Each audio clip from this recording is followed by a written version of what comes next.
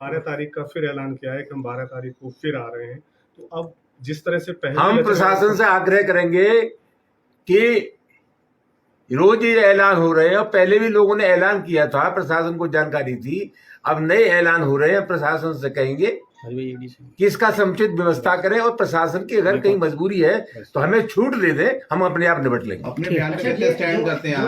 मैंने जो कह दिया, कोई नई बात मुझे नहीं जो बयान है उसका कोई ऐतिहासिक तत्व है? क्योंकि वो सब कह रहे हैं कि ऐसा कुछ था ही नहीं कि राणा सांगा ने बुलाया था बाबर को। वो तो ऐसा है, तमाम दस्तावेज हैं इस सिलसिले में।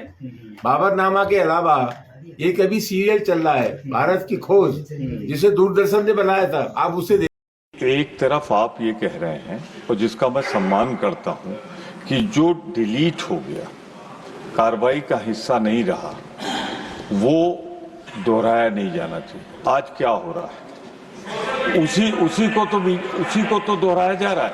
मैं स्पष्ट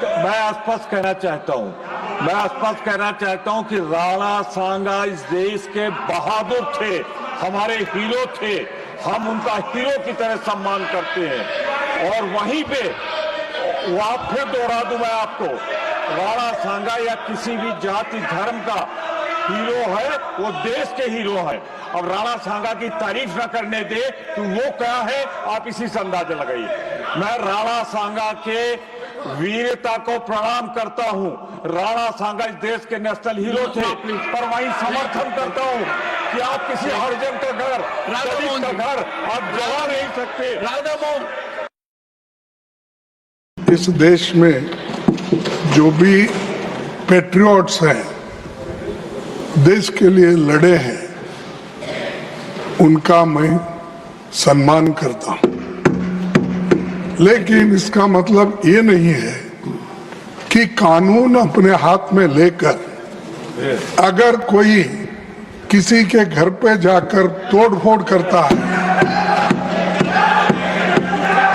ये और तोड़फोड़ करता है, अगर उसकी संपत्ति को तोड़ता है, ये कभी हम नहीं मानेंगे। इसको मैं खंडन करता हूं। इस चीज को आपके बात से सहमत है, लेकिन इन्होंने वो मुद्दा उठाकर एक पे जान मारने की कोशिश करते हैं, उसके घर पे जाते हैं और उसकी गाड़ी तोड़ते हैं, घर तोड़ते हैं। ये अपमानजनक जो दलितों के खिलाफ हो रहा, ये कभी नहीं सहन करेंगे।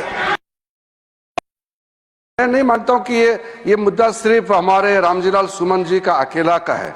वो बहुत सीनियर एमपी है, हम लोग लोकसभा में भी साथ रहे हैं, कई साल पहले भी यहाँ आए हैं। इसको मैं इज्जत देता हूँ व्यक्तिगत तौर पर, एक साथी के तौर पर।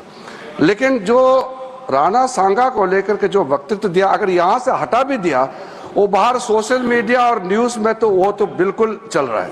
और सुन के किसी को कैसे मंजूर होगा जो भाषा और जिस लहजे में माननीय सदस्य जी ने राणा सांगा के बारे में बोला है।